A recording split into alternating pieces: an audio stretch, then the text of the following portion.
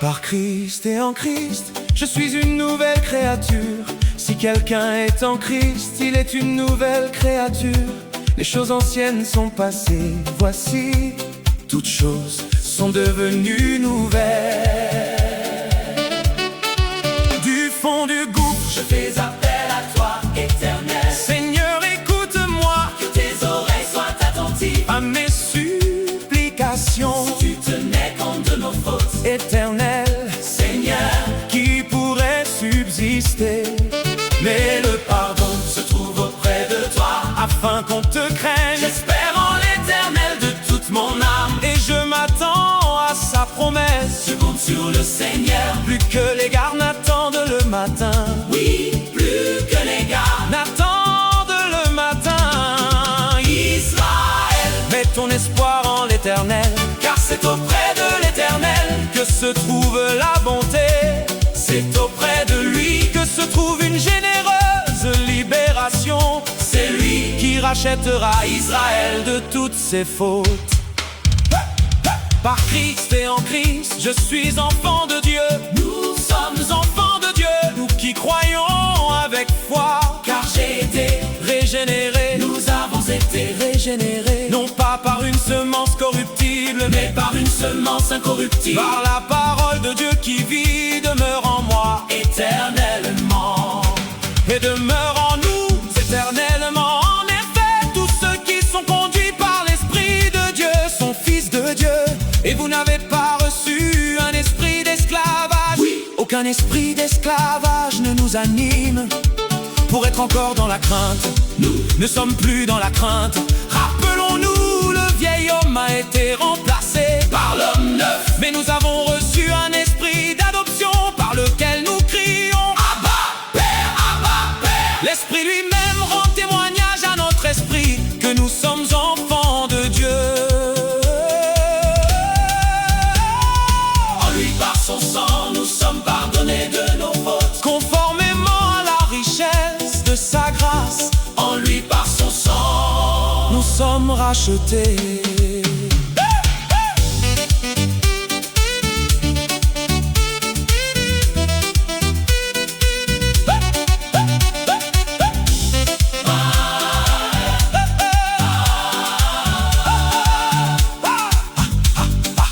Parler du sang de Jésus est, au premier siècle, une manière d'évoquer sa mort liée à deux vérités capitales.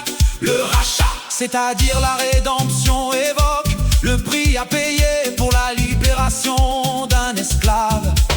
Par sa mort, Christ a payé la rançon qui nous a franchis de l'esclavage du péché.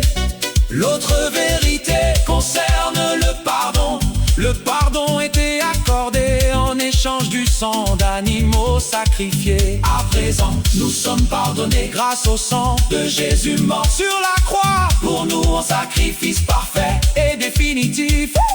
Du fond du gouffre, je fais appel à toi, Éternel Seigneur, écoute-moi. Que tes oreilles soient attentives à mes supplications. Si tu tenais compte de nos fautes, Éternel Seigneur, qui pourrait subsister. Mais le pardon se trouve auprès de toi, afin qu'on te craigne. J'espère en l'Éternel de toute mon âme, et je m'attends à sa promesse. Je compte sur le Seigneur, plus que les gardes n'attendent le matin.